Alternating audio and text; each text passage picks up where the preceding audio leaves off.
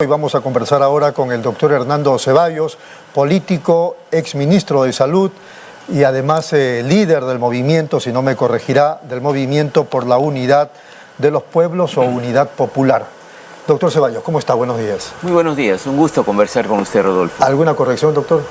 No, es el Movimiento por la Unidad de los Pueblos, porque es el nombre que nos ha otorgado el Jurado Nacional de Elecciones en este proceso, digamos, de buscar la legalización oficial del Porque movimiento. en los medios se escuchaba, leía Unidad Popular. Movimiento por la Unidad Popular, pero frente al Jurado Nacional de Elecciones quedó como Movimiento por la Unidad de los Pueblos, ¿no? Correcto. Y así es como se está manejando ahora el movimiento. Muy bien. ¿Qué pasó? Eso se lo quise preguntar de hace ya una semana más o menos, no tuve la suerte de tenerlo como ahora. ¿Qué pasó con la coalición ciudadana? Bueno, porque simplemente la han criticado mucho por un lado y por el otro, como que hubo algunos desaguisados al interior, con Carlos Neuhaus, con usted. Cuéntenos, por favor. Creo que hubo un problema de comunicación, realmente. Yo creo que los esfuerzos por buscar puntos de coincidencia en personas que no vienen precisamente de la izquierda, algunos del centro, no está mal, porque son en general un conjunto de ciudadanos que tienen una posición frente a la dictadura de Boluarte, a la necesidad de retornar a la democracia, pero obviamente... ¿Para usted está claro que es una dictadura? Para mí está claro, sí, y ahora si quiere lo conversamos, porque... Correcto, de verdad, pero termine. Ahora, yo creo que más allá de esos puntos que podemos coincidir, también hay una serie de diferencias. Lo que sucede es que me parece que no se comunicó claramente que Coalición Ciudadana ya es un colectivo formado, que ha emitido opinión ante algunas circunstancias nacionales, y yo fui invitado, creo que como otras personas, a buscar, digamos, en el marco del debate, algunas coincidencias, pero no somos parte de Coalición Ciudadana, ¿no?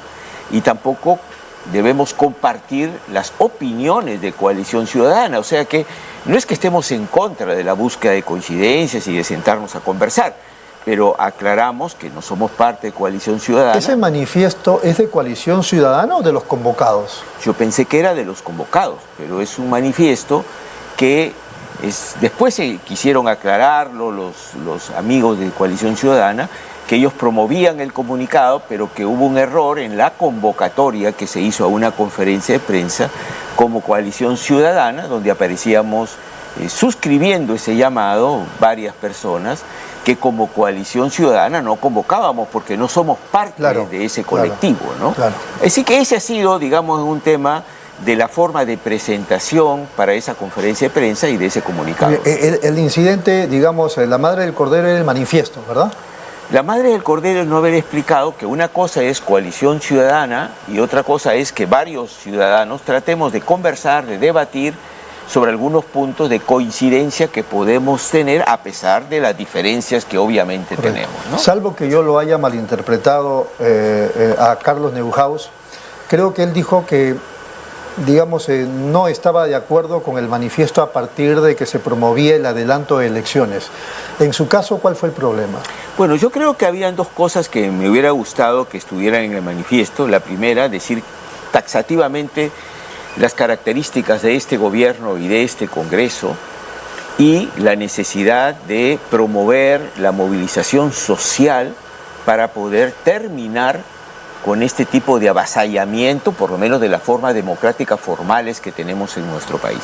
Creo que son dos elementos que más allá de las diferencias debieron ir en el manifiesto, que debieron ser más duros en el manifiesto. Me parece ¿Cuáles son que las características del gobierno para usted? Sí, no más duros, sino más directos, más claros. Este gobierno no se va a ir si no hay movilización y lucha de la ciudadanía, y hay que decir con claridad, este no es un gobierno autoritario porque tiene algunos rasgos que vulneran, digamos, las formas democráticas. Este gobierno ha matado a casi 70 personas. Entonces, ¿qué clase de gobierno democrático promueve, premia, asciende, ¿no?, a los autores directos de unas matanzas como ha habido acá en el país? Bueno, el premier Otarro la dijo la otra vez que no hay responsables respecto de las muertes, ¿no? Mire usted, cuando no solamente los organismos internacionales han señalado que han habido crímenes flagrantes de lesa humanidad, gente que ha sido asesinada apuntándole con un revólver sin tener ellos arma ni estar en actitud agresiva, sino además hay pruebas forenses, hay videos, hay fotografías que muestran claramente que aquí se han establecido órdenes para terminar con la protesta ciudadana. Bueno, por lo menos hay una orden de captura contra uno de los asesinos. Que es muy poco, y después de cuánto tiempo, después de casi un año o más de un año de que ocurrieron los hechos. Pero tenemos una presidenta que salió a premiar, a felicitar la acción de las fuerzas de seguridad, que alentó y dio órdenes para que actuaran de esa manera las fuerzas de seguridad, y que además se han obstruido todas las investigaciones para determinar a los culpables. Se han cambiado 5 veces a los fiscales. Los familiares que tienen que ir a declarar tienen que pagar con sus recursos a Lima el viaje a Lima. Los informes que han alcanzado no solo son inexactos y falsos, sino han tardado un año en alcanzar informes incompletos las fuerzas de seguridad. ¿Acaso el Congreso ha formado una comisión investigadora sobre esto? Entonces, ¿cómo es posible tener un Ejecutivo y un Congreso que tapa, ¿no es cierto?, con un codo el asesinato de tantas personas por salir a protestar? No fueron asesinatos en una confrontación esto, ¿no? O en un día. En un día, o sea, esto agravia la moral del pueblo peruano y nos avergüenza. Empezó en diciembre, enero, febrero, hasta marzo. Exactamente, ¿no? Entonces, ¿esto cómo lo tipifica? Hay delito de omisión, ¿no? Por lo menos, ¿no? De omisión, de complicidad, hay colusión incluso en muchos casos. Entonces, ¿esto significa que este gobierno es un gobierno democrático autoritario? No. ¿O es un gobierno genocida? Claro, podría estar de ¿O acuerdo es un con gobierno usted. asesino? Estas cosas tienen que definirse, pero claro, aquí se trata de tapar todo, ¿no? Usted hablaba un poco de la necesidad de la movilización ciudadana. Yo digo, este gobierno y este Congreso y quienes manejan el Estado no se sentirán empoderados porque justamente no hay movilización, porque la gente llamada a convocar a las movilizaciones no tienen ya, digamos, la credibilidad que el pueblo requiere. Yo creo que hay varios aspectos, pero un primer aspecto es, tampoco es creer que este gobierno y este Congreso se sientan muy fuertes y con razón, ¿no? Uno ve cualquier encuesta y se da cuenta la desaprobación y la indignación ciudadana, ¿no? Eso es real. Cuando existía el gobierno de Fujimori, Fujimori manejó una política populista, y usted recordará cómo tenían bolsones de apoyo, porque ellos manejaban dinero directo y le daban para comprar cosas y entretener a la gente, ¿no? Este gobierno ni siquiera es eso. Este gobierno nació en la ilegitimidad y en un golpe de Estado a Pedro Castillo, que cometió errores, todo lo que querramos. Y ese era otro tema que quería abordar con usted. ¿Ilegitimidad? ¿En qué momento la ilegitimidad? Pero por supuesto, cuando Pedro Castillo lo detienen... ¿Pero por qué lo detienen? ¿Por qué lo detienen al presidente? Lo detienen a pesar de tener inmunidad como presidente de la pero República. ¿a partir de qué lo detienen? A partir del anuncio que hace él de disolución del Congreso. De disolución, o sea, estaba dando un golpe. No, porque el golpe de Estado... A ver, además de hacer el anuncio, yo anuncio que disuelvo el Congreso, ¿él convocó a las Fuerzas Armadas? No lo sé, seguramente que no. Firmó un documento diciendo yo disuelvo el Congreso, convocó a una gran movilización social para avalar la toma... O sea, no hubo efectos políticos, sociales, etc. No hubo decisiones concretas que avalen lo que penalmente se tipifica como una rebelión, claro, para concretar un golpe de Estado. No hubo esto. Yo no digo que no se lo investigue, pero decir que él llevó adelante... ¿Se lo debe investigar para qué? ¿O por qué? Se lo debe investigar por el hecho de haber planteado la disolución del Congreso. Por eso pues, eso es golpe pues. No, pero el golpe, a ver... No, el presidente no puede disolver el Congreso porque le provoca disolverlo. No, usted lo sabe, por supuesto, pero el presidente, ¿qué hizo para disolver el Congreso? Anunció, pero el presidente, en potestad, ¿no? ¿Qué debió hacer para concretar la disolución de lo que estaba señalando? Le falló el autogolpe, ¿verdad? No es que le falló, es que pero igual, el delito está cometido. No está cometido el delito. A ver, para que se configure un golpe de Estado, tiene que haber una rebelión del Ejecutivo para ejecutar eso. No basta decir, yo quiero que cierren la fiscalía. Es el presidente de la República dando un mensaje a la nación. Sí, pues, pero el presidente de la República debió refrendar en un documento. A ver, cuando Fujimori dio el golpe de Estado, que dígase de paso, las sentencias que tiene Fujimori no son por el golpe, no son por el golpe. Sí, o sea, entonces aquí la justicia es porque para usted sabe uno. la historia de por qué, ¿no? Ah, no, claro. Porque en Chile, pues, ellos asumen una posición distinta sobre el tema de golpes con lo de Pinochet. Sí, pero cuando y todo ha venido acá tampoco le han abierto un proceso por la disolución del Congreso y por un golpe de Estado. No ese es el hecho por el cual pésimo precedente, pésimo precedente. Sí, por supuesto, ¿no? Porque no solo basta que el presidente diga, ¿saben qué? Yo disuelvo el Congreso. Bueno, señores, ejecute pues lo que usted está diciendo. Como presidente, ejecútelo. ¿Qué significa que lo ejecute? Convoque a las Fuerzas Armadas y Policiales a cerrar el Congreso. Convoque a la ciudadanía a avalar lo que usted está haciendo. Refrende en un documento lo que usted está diciendo. Entonces, fue una decisión, si se quiere, del punto de vista instrumental, absurda. Porque absurdo, no se llevó. Pero lo que no fue absurdo, y sí fue ilegal, fue que se decretara una vacancia, porque el hecho que él hiciera eso, podemos decir, es una infracción constitucional. Bien, está bien. Pero es absurdo e ilegal también lo que hace él. Exacto. Pero por supuesto, exacto, y si es ilegal, lo que sí es fue un delictivo. golpe de Estado, lo que sí fue un golpe de Estado, es agarrar y decir, ¿sabes qué? Yo te decreto una vacancia inmediata, ya, infraganti si se quiere. Ya, ¿con cuántos votos? Porque hay un reglamento en el Congreso. Ya, ¿se alcanzaron los votos? No. Entonces, ¿por qué lo detienen? Eso también está mal. Se requerían, creo, 104 votos. Así es. Y se lograron 102, 101. me parece. 101. O sea, no se alcanzaron los votos. ¿No es cierto? Entonces... Pero eso no lo santifica Castillo. No, yo no lo estoy santificando. Yo lo que estoy diciendo es que tampoco, digamos, Castillo dio su golpe de Estado y la democracia se defendió, porque eso no fue así, ¿no? Porque además, desde mi punto de vista, la señora Boluarte ya sabía que iba a asumir, ¿no? Y el baile que se produjo en el Congreso, que además fue absolutamente irrespetuoso. En la trastienda, Dina ya coordinaba con qué. A mí no me cabe la menor duda. Vamos un ratito a la pausa, ¿le parece? Claro. Regresamos en unos momentos aquí en Pulso Informativo.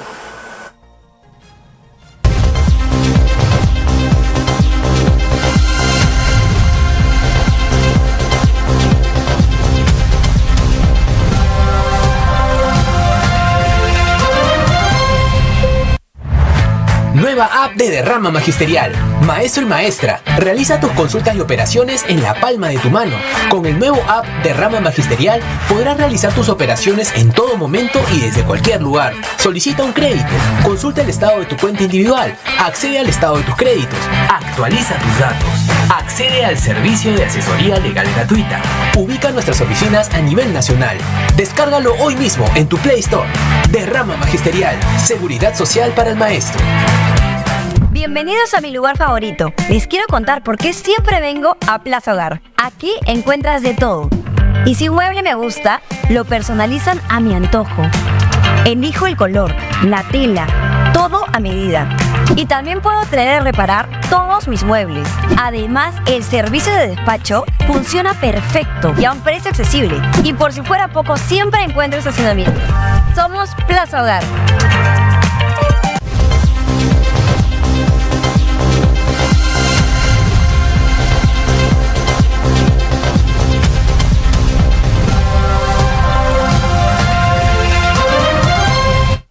Muy bien, estamos en la última parte del programa de hoy. Estamos conversando con Hernando Ceballos, ex ministro de Salud, político y además líder del Movimiento por la Unidad de los Pueblos, entidad que ya está en el partidor del Jurado Nacional de Elecciones. Sí, tenemos la reserva de nombre y el kit y se están juntando las firmas buscando el reconocimiento pleno del Movimiento por la Unidad de los Pueblos, que es un movimiento todavía no está en el partidor.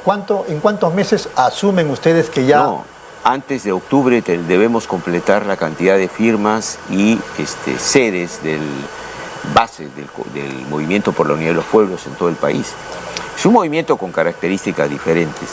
Yo si me permite, Rodolfo, yo quiero cerrar la parte anterior, porque claro, hay un tema procedimental que desde mi punto de vista fue preparado para golpear a Pedro Castillo y para sacarlo del gobierno. Yo no estoy defendiendo a Pedro Castillo, él cometió innumerables No, si usted acaba de errores. reconocer ahora, hace ratito, que fue un absurdo lo del 7 de diciembre. Por supuesto. Y además ilegal. Por supuesto, él ha debido disolver este Congreso, hacer cuestión de confianza mucho antes. Y él ha debido ser firme en las promesas que le hizo al pueblo cuando ganó las elecciones, ¿no?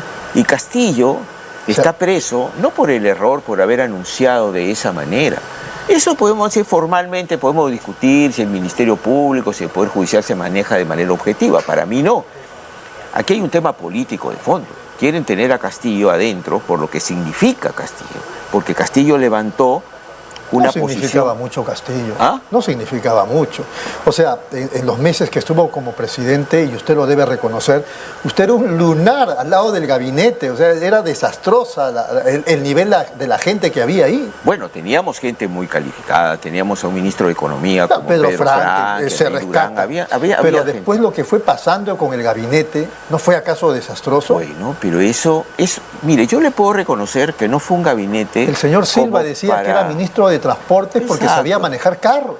Exacto. Yo no creo que el gabinete estuvo a la altura del desafío de producir los cambios que había prometido Castillo. Definitivamente no estaba a la altura. Y eso sin hablar de los actos de corrupción por los que se le investiga. Pero eso se está investigando. Pero incluso teníamos un premier de lujo, que era Héctor Béjar, que fue sacado de la cartera por las presiones de Canciller, la derecha. canciller. El canciller, ministro de Relaciones No Exteriores. duró mucho. No duró mucho. Lo que quiero decirle es que lo que más frustra a la gente es que la ilusión de los cambios que encarnaba Pedro Castillo no se plasmaron. Faltó firmeza y la derecha, por supuesto, hizo lo posible por no dejarlo moverse. Ahora, esto que se le indilga a Castillo, que es incapaz, que tuvo un mal gobierno, etcétera. Mira, hay dos elementos en la gestión de Castillo que son sumamente rescatables y que la señora Boluarte no los puede cuestionar. Primero, el haber detenido, francamente, la pandemia, batiendo récords internacionales de vacunación y de mejora de la atención en primer nivel, y la política económica que evitó cualquier descalabro. Gracias a usted y a Pedro Franque. Eso es evidente. Pero era parte, digamos, también de una línea de gobierno. Yo no quiero defender todos los errores que se han cometido, pero esas deficiencias que tuvimos en ese gabinete no son nuevas en nuestro país. ¿O acaso los gabinetes entreguistas que tenía el señor Fujimori, que al final terminó el señor Ollanta entregándose a los brazos de la CONFIEP, fueron ejemplares? De ninguna manera. Lo que pasa es que le pusieron la puntería a Castillo, no porque ponía ministros de derecha, le pusieron la puntería a Castillo porque Castillo no le garantizaba a la derecha, ¿no?, mantenerse en el poder y que las propuestas de Castillo fueran acompañadas con la lucha y la movilización social, que lamentablemente no se dieron, que Castillo no supo convocar a la gente y que obviamente los niveles de organización de los sectores populares era muy deficiente y sigue siéndolo. Si no, la señora Boluarte ya estaría en su casa, ¿no? Pero acá la señora Boluarte no puede estar tranquila porque la gente aprende, los pueblos aprenden. Ahora sienten de que está tan descalificado el Estado, Sí. que aunque se vaya Boluarte nada va a cambiar y eso desmotiva ¿Cómo a la sabe gente. que sienten? Porque no se nota. No se nota que el pueblo sienta. O sea, no los veo. Sí, por supuesto. Gaby, mire, un pueblo que se levanta Sí y me hay... llamó la atención, por ejemplo, al cumplirse un año de la masacre en Puno, la gente que se aglomeró en homenaje a los caídos y que no difundió mucho la televisión tradicional. Ay, ni lo va a difundir, salvo medios alternativos y ahora medios que se van convirtiendo en medios importantes como además por su carácter democrático, que oxigenan, digamos, el espacio noticioso en el país. Hay un cierrapuertas a todas las expresiones sociales y populares.